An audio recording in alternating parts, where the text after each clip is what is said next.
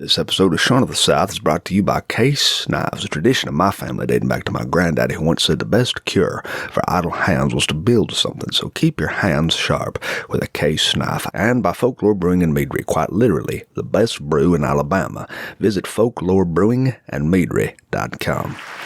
Well, here you are listening to Shaun of the South, and I'm your host tonight, Sean Dietrich, here coming to you live through the podcast airwaves and radio waves all over this fine nation. This good-looking group of folks you see behind me here tonight, fixed to play music for you, is Backline, everybody, Backline.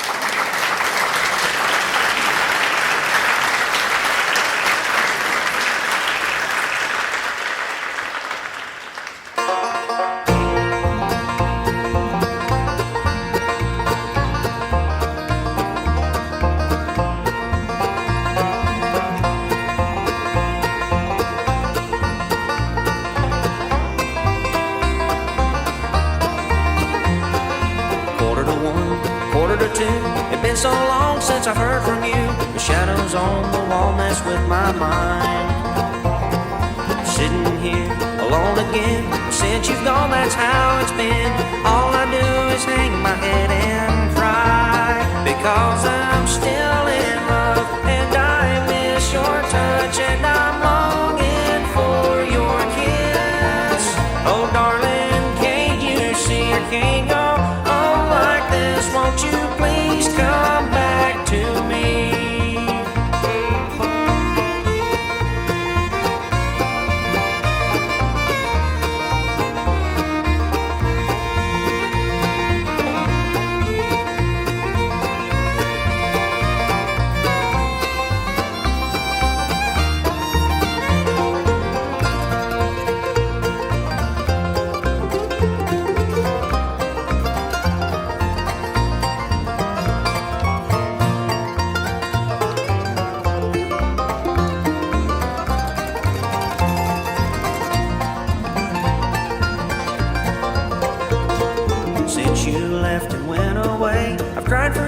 Night and day, and wondered where in the world I went so wrong.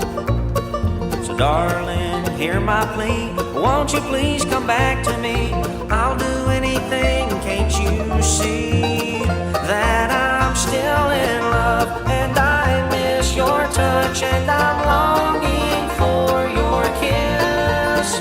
Oh darling, can't you see I can't go on like this? Won't you please come back to me?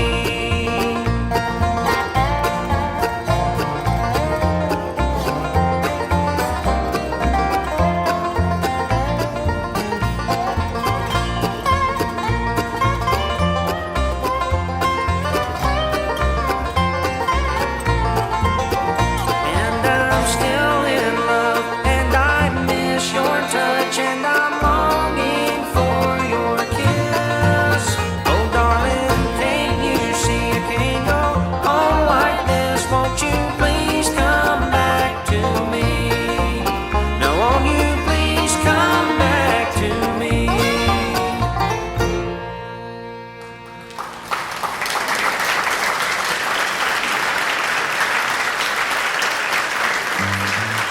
Well, this portion of our show is brought to you by the Tennessee Peanut Company. Are you anxious and feeling tired or unhappy?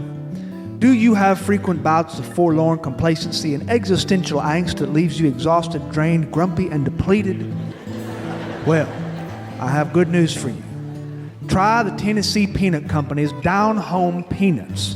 For 10 out of 12 doctors recommend Tennessee Peanuts to aid in digestion, increase circulation, improve well-being, and actually give you the vigor to get up and go.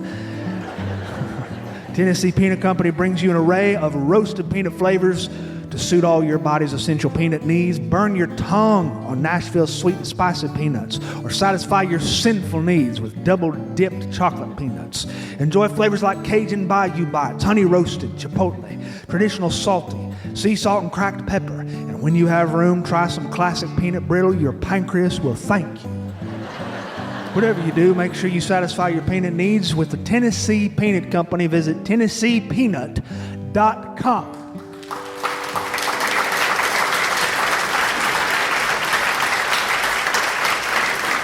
Now let's have another tune here from Backline Bluegrass Band, everybody. Backline.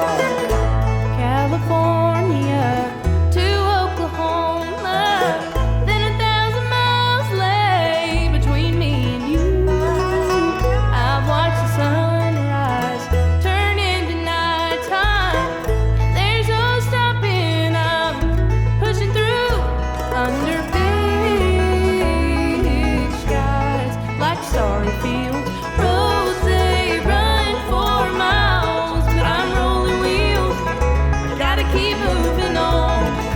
Baby, it won't be long. Carolina, I'm coming home.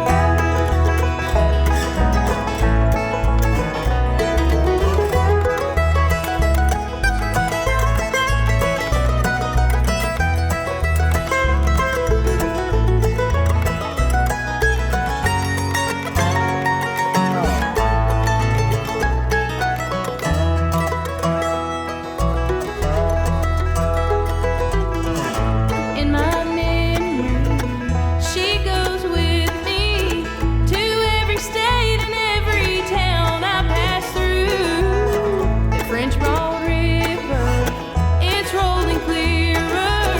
There ain't no quitting till she's in my view. Under big sky, like Starfield. Roads they run 4 miles, but I'm rolling wheels.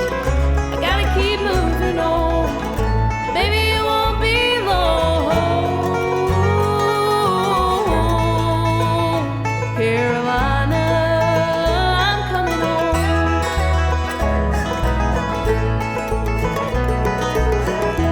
Carolina, Carolina.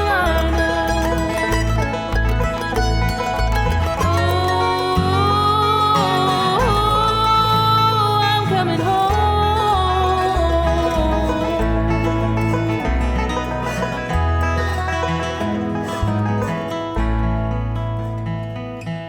I'm home.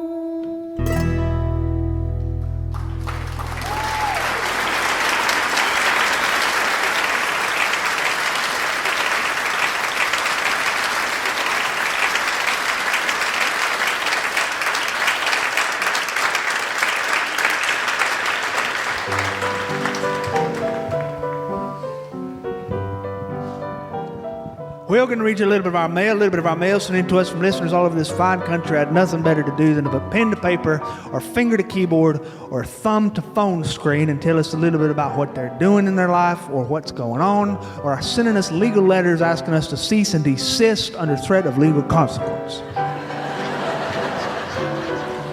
Mary from Concord, Massachusetts says, trying to have a small dog who sleeps with me every night. Every single night, and finally my cats have decided to start sleeping with me too, which means now I have 4 animals in my bed. This morning I woke up to see all 4 animals strewn around me, and there was hair everywhere. It was paradise. Oh, and did I mention that I'm also married? And my husband sleeps in the other room because he says not only is it hard to sleep with so many animals in the bed, but we all snore at the same time. I didn't believe it until he recorded us all on his phone snoring at the same time. It was such a loud noise, I don't know how I stay asleep. Thanks for the wonderful show. Your listener, Mary Collins. Well, Mary, all I can say is make sure you don't breathe in too much cat hair, because I heard that cat hair can cause hairballs in humans. Aaron West, Mobile, Alabama. My brother recently introduced me to your podcast since I drive a lot for work. And after listening to so many episodes over the past week, I thought you might like this story. So I will share it with you. Easter Sunday has always been a day when my father's side of the family gets together for a big Easter egg hunt. But about 10 years ago, my mama decided that she was going to make some homemade ice cream for everybody on this particular gathering. Now, a little bit about Mama. She is known for her no-bake German cakes and her frozen Tyson chicken McNuggets, if you get my drift. She's not much of a cook. When we gather, it's a large family potluck, and so you eat as you please. And well, one year when my 2 uncles got to the ice cream that my mama had made, they noticed something was real off about it. But being good sons-in-laws, they just snuck it into the trash can and discarded the ice cream without making much of a fuss. My older cousin, on the other hand, is the family loudmouth. And after his first bite, The mouth of the South could not keep it to himself any longer. He yelled for Mama while trying to figure out what the chunks were in this vanilla ice cream. She explained that the recipe called for eggs, a lot of eggs, but she was not about to put raw eggs in the ice cream, so before putting them into the ice cream, she scrambled them and mixed it all together. Well, everyone got a good kick out of that and her explanation. We have not had homemade ice cream since. I thought you would like to hear this story. Truly enjoy listening to your podcast. Hope I get to hear this on the podcast one day. Sally from Michigan. Dear Sean, my sister in Hudson, Florida, directed me to you. I'm so glad she did. I totally enjoy listening to your shows. I still live in Michigan, but we'll be visiting the Forgotten Coast very soon. Do y'all have any plans to be there? Well, dear Sally, no immediate plans, although I was asked to do something in the Apalachicola Theater. No plans soon, but stay tuned. I will say this, though. You cannot find a better place on God's earth than the Forgotten Coast. Enjoy your time down there. Chelsea, Shepherdstown, West Virginia. I had thought this yesterday while I was exercising in the gym and listening to your show in my earbuds. I wondered if you had ever been to Shepherdstown, and if not, I really think you should come. You see, there's a lot to do here, and we are very, very proud of our heritage. The historic Shepherdstown Museum outlines the town's origins of the Civil War history that is here. In Sharpsburg, Maryland, not far from here, the Antietam National Battlefield was the site of a very important but brutal Civil War battle. It's worth seeing, and of course, there's always the Potomac River, which is worth the price of admission itself. Just wanted to let you know about all this and to extend the invitation. Thanks for the show. Well, dear Chelsea, thanks for the invite, and all I can say is I hope you don't think if I do visit Shepherdstown anytime soon that I'm going to be accompanying you to the gym, because I would rather die a slow death being gnawed by crickets. Helen Andrews in Alabama says, "Hey, Sean, I just wanted to let you know that I'm so enjoying the podcasts. I do, however, wish my hubby was here to share the show with me, because we always enjoyed listening to the radio. But perhaps he is watching or listening from his place in the sky. My husband always had a wicked sense of humor, and he would give folks that he knew or didn't know nicknames. And he'd always share those private names with me, and we'd laugh about his observations. But one of his things that made me laugh the most was something we called Dolly-isms. And it all started with our little peekaboo doggie, who weighs 7 pounds, that she once went to my sister-in-law's, and her big gray cat, Jeffrey, attacked my Dolly. She jumped on her back and with sharp claws dug into Dolly.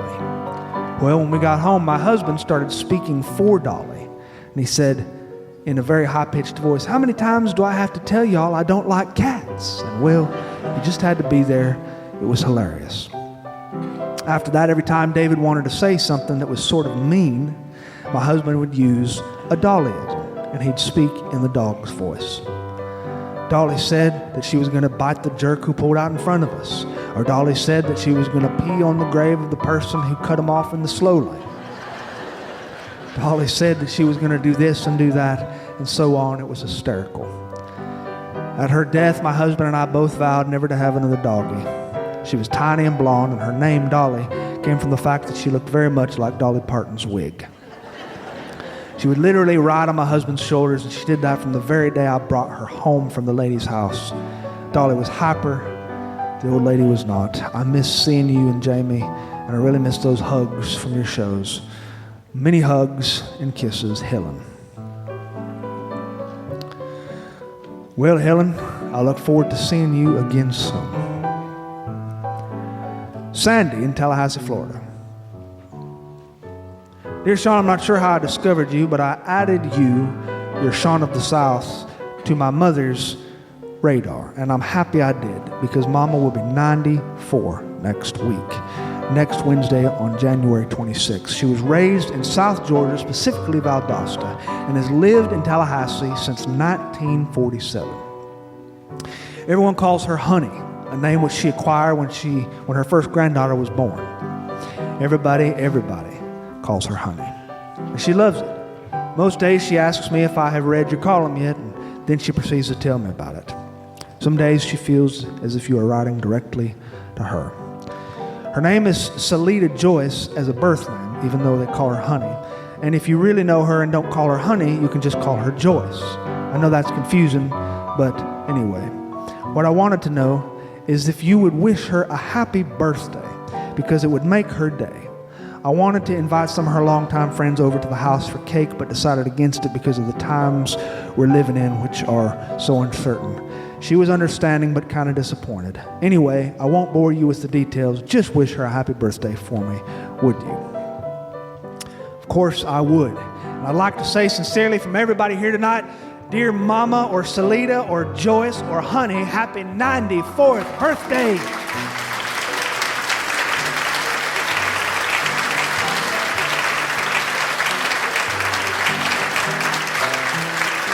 Chris in Lake City, Florida. Lake City, Florida.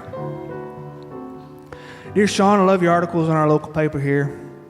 I work in Lake City, Florida, and I work in the fish and wildlife. And every day on my drive to work, I see this guy standing on the corner of Bahia and 41. He waves an American flag every day.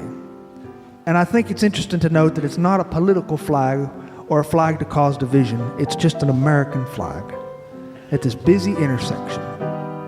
I think it's wonderful because while the motorists honk their horn in patriotic glee, it gives me a smile to see every morning he is a proud American.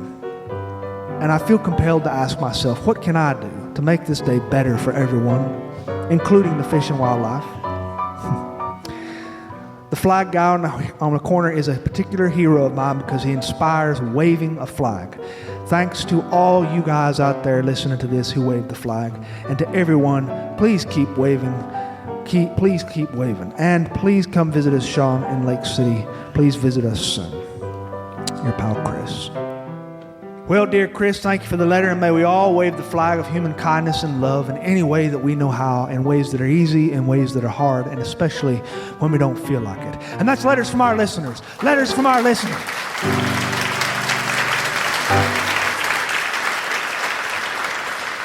And now let's have another tune here from Backline Bluegrass, everybody. Backline.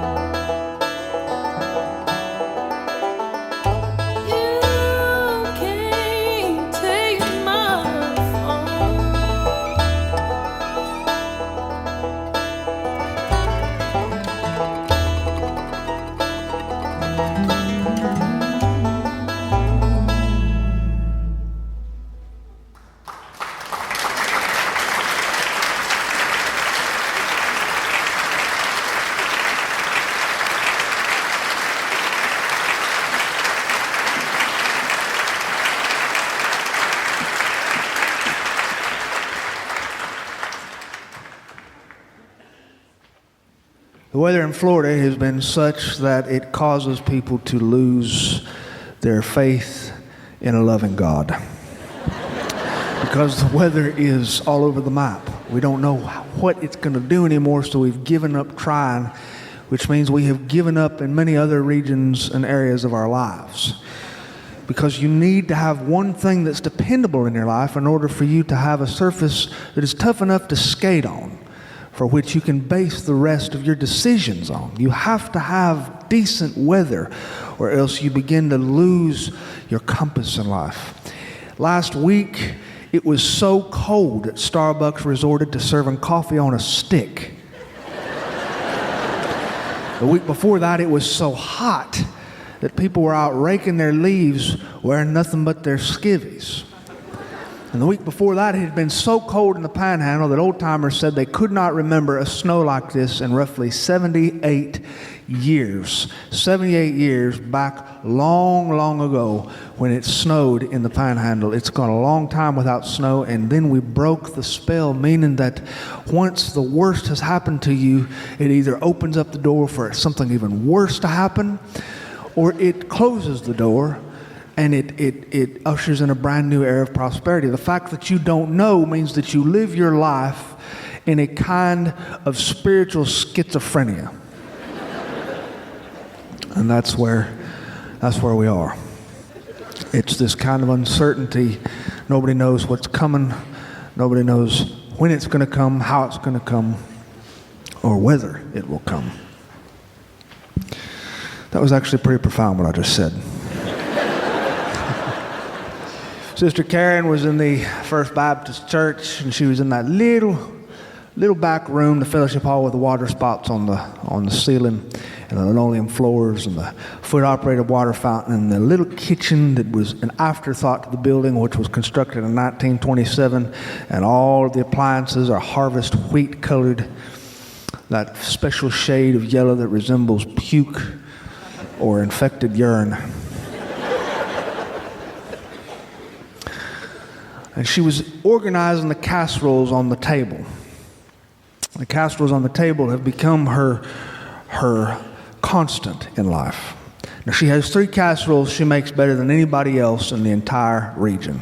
She makes chicken Divan, which is a unique combination of broccoli and curry and cheese, I believe. And she makes rice Savoy, which is really 1 part rice, 19 parts butter. This dish has so much butter in it that when the folks at the Winn-Dixie stockings who work behind the freezer in the stocking section know that she's about to make this, they set aside an entire box of Land O'Lakes butter for Sister Karen. But it's worth it. It's worth it. You eat just 1 bite of this stuff and you will be up for 7 days straight with indigestion, and you'll consume an entire jug of Rolaids.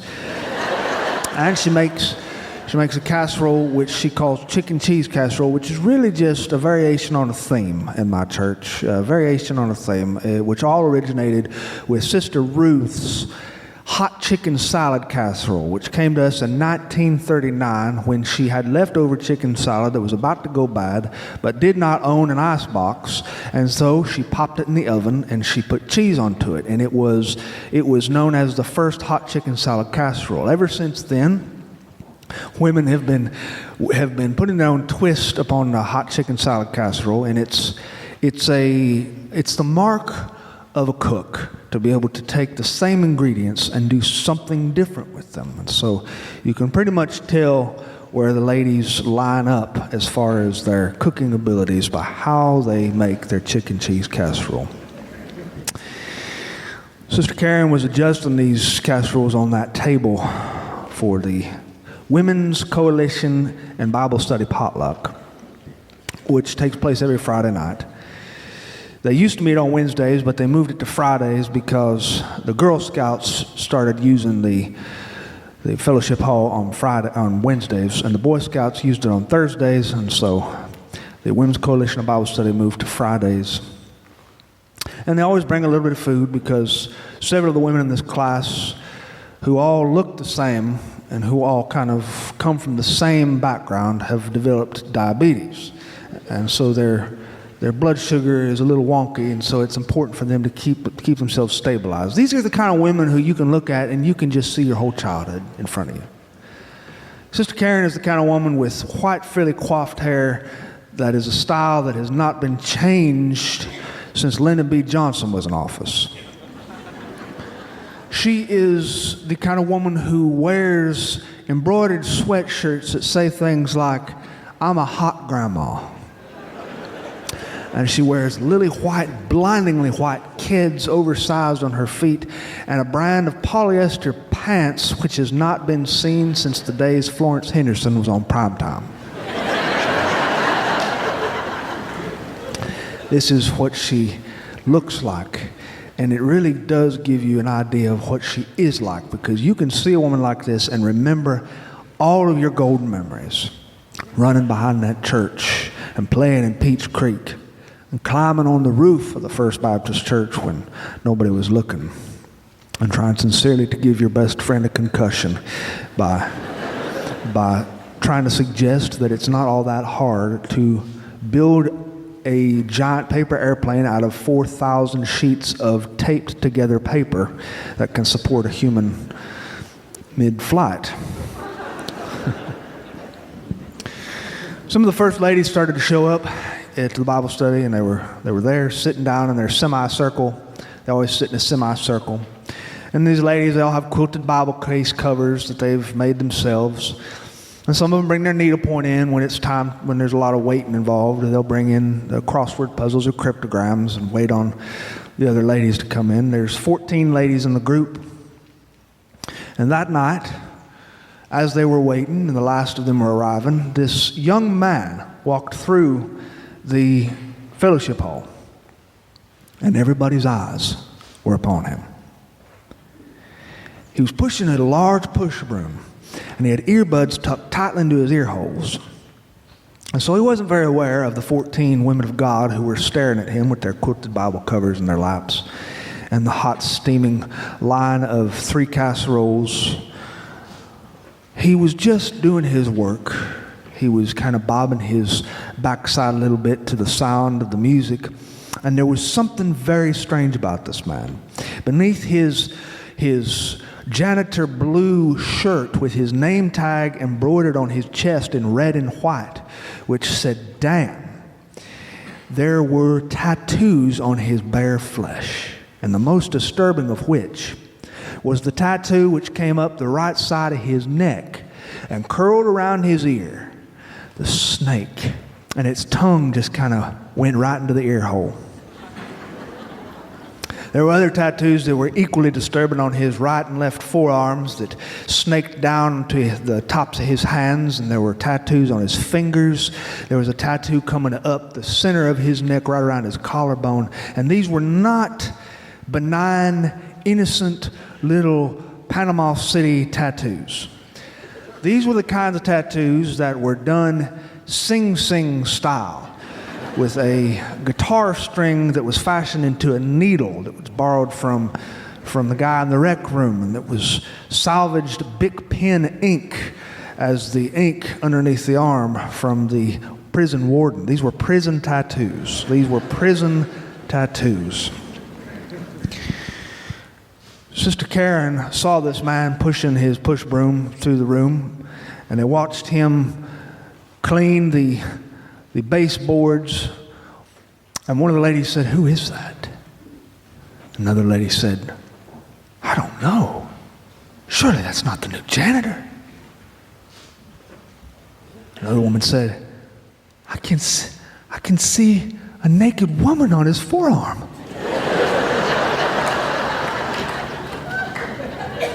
Oh yes, it was scandalous indeed. Women had a hard time focusing that night of Bible study, and when Bible study was over, Sister Karen went out to her Lincoln in the parking lot, and she just kind of sat there for a little while waiting. She's the kind of woman who does just about everything at the church. Sister Karen was the first to initiate the flower arranging committee. She worked as a church secretary and has outlasted at least 12 ministers in her time here. Pretty much, Sister Karen does everything at this church except preach the sermons. She lingered by her Lincoln, leaning onto the fender. It was getting cold out. She looked at the sky and she wondered if it was going to snow. And she heard whistling in the distance, and she heard the jangle of keys. And she saw Dan, the new janitor, trotting out of the church after he'd turned off the last light, and he was walking through the parking lot, and she could see his breath vapor coming out of his mouth. And she called his name, and he came over, and he said, well, hello. She said, well, I just wanted to introduce myself. I was the facilitator of tonight's Women's Coalition and Friday Night Bible Study, and I just wanted to introduce myself. And he held out his hand. It was a big, meaty hand. And then he started to walk away as he said goodbye. She said, well, where are you going?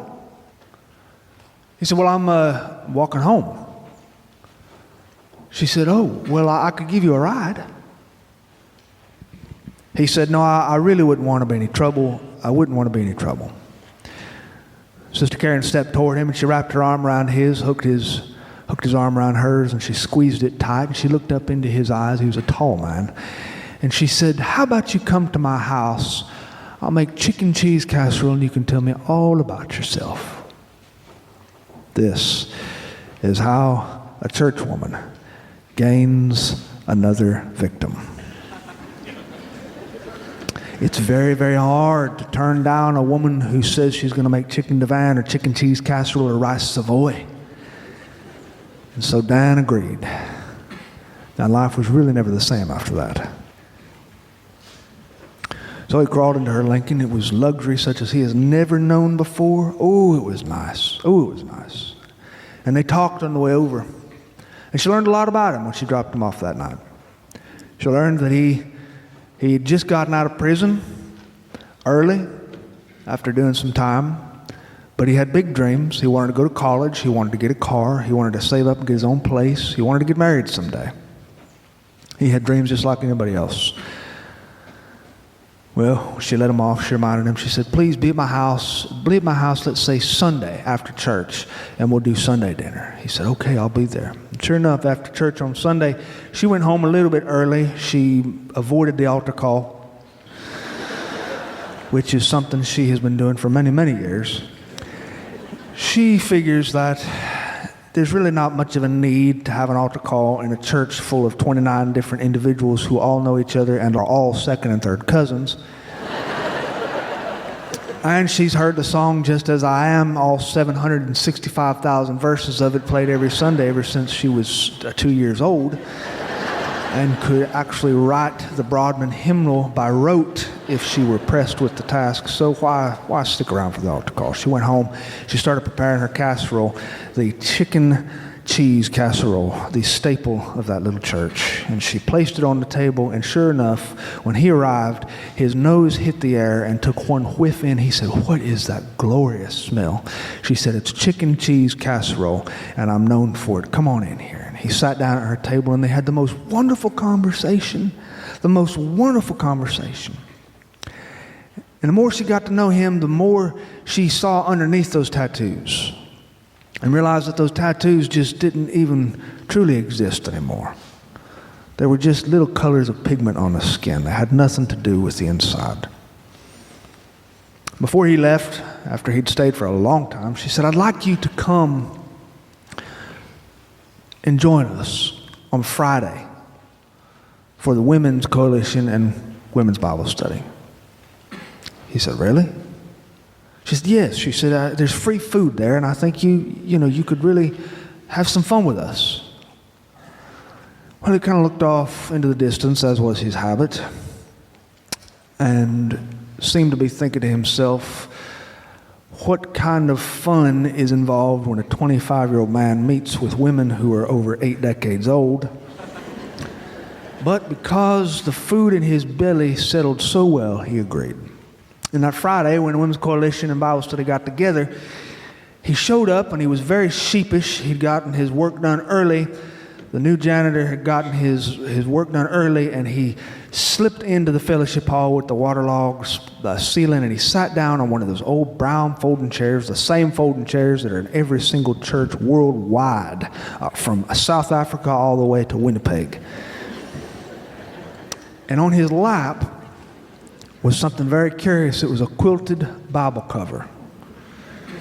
And some of the first stragglers started to show up with their cryptograms and their crossword puzzles and their needlepoint and their crochet work and their knitting. And they sat down and they saw him sitting in the middle of this, at the edge of this semicircle with a quilted Bible cover on his lap.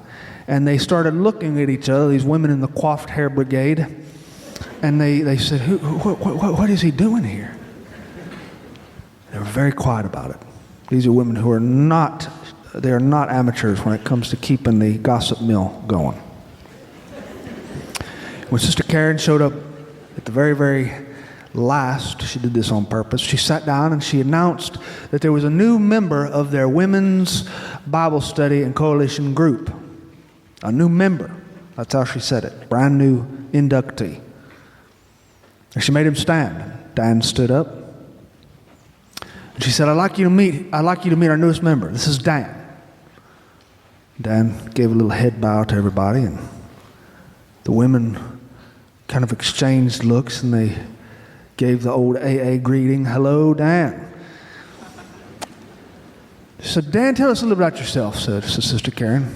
He said, well, I just got out of prison, and I'm here trying to get my life right, and your pastor, Brother Ernie, saw fit to give me a job. He didn't know me from Adam, and he was kind enough to give me a job, and I just want to do my best to make him proud, make everybody proud of me. And he sat down.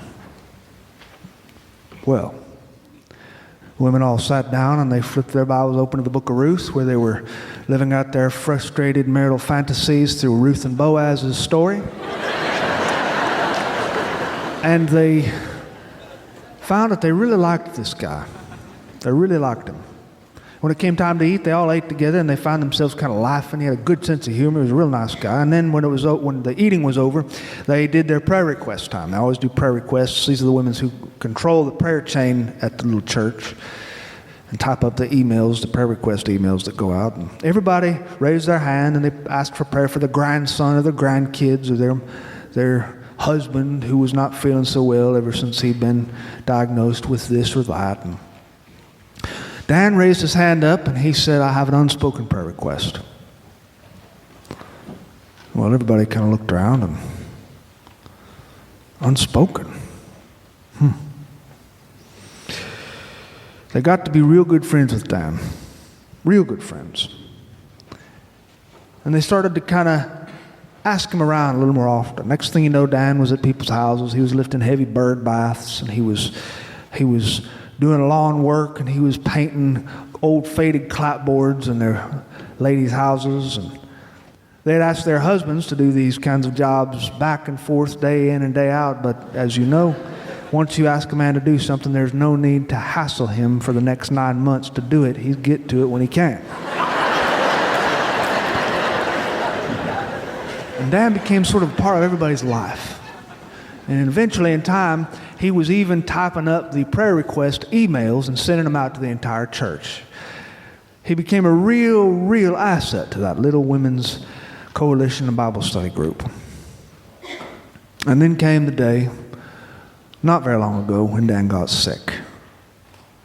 He didn't show up one night to Bible study. Everybody looked around and asked each other, where's Dan?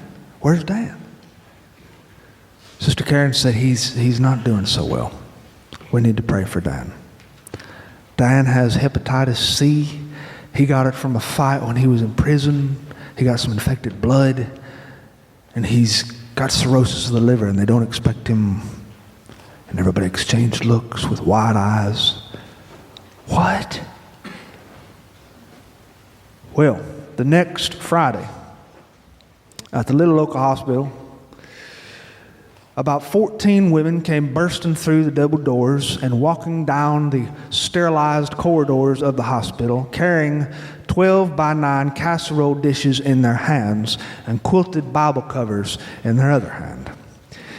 They burst into a room at the very edge of the hallway where a nurse was checking the blood pressure of a young man with tattoos lying in his bed. And the women positioned their chairs around his bed, these fold-up lawn chairs they had brought with them in the trunks of their cars, so that they were positioned in a semicircle around the bed. And Dan's eyes fluttered open. He said, "What is going on here?" And one of the ladies stood and she said, "Dan, what's it look like's going on here? We're having Bible study." And Dan looked at them and his voice began to quaver. He said, "Did anybody bring chicken Divan?" Sister Karen stood up and said, "Does a bear drop his drawers in the woods?" The ladies laughed and told stories, and they really didn't get to any Bible study at all. All they did was tell stories. It put a smile on old Dan's face and made him happy. And they came the next day, and they came the next day, and they came the next day, until Dan's eternal soul was called up into that everlasting place of light and gold, where time shall be no more, and the glory of resurrection. And at the funeral, there were only 19 people in attendance. There was a pastor, there was an associate pastor, there were 14 women from the Women's Coalition of Bible Study group, and there were 3 men standing on the periphery, way at the edge, but just close enough to be able to hear the preacher's words. And there were men cut from the same cloth as Dan had been. There were men with denim and boots laced around their ankles, and one was wearing a wife-beater tank top, and the other one was wearing a T-shirt with the name of a heavy metal band on it. And there were tattoos snaked up their arms and coming up their necks. And when the service was over, one of the men came up as the women were taking turns throwing handfuls of dirt into the hole in the ground. And one of the men, Sister Karen, said, "Tell me, how did you know Dan?" And they said, "Well, we were friends." And then one of the men asked, said, "Tell me, who are all these ladies? And how did Dan know all these older women?" Sister Karen wrapped her arm around that man's arm and hooked arms with him, squeezed it real tight. She looked into his eyes. She said, "How about y'all come to my house for dinner? I'll make chicken Divan, and I'll tell you all about it." This is how a church woman gains another victim. Yeah, thanks very much for having me. It's been a wonderful time. Thank you.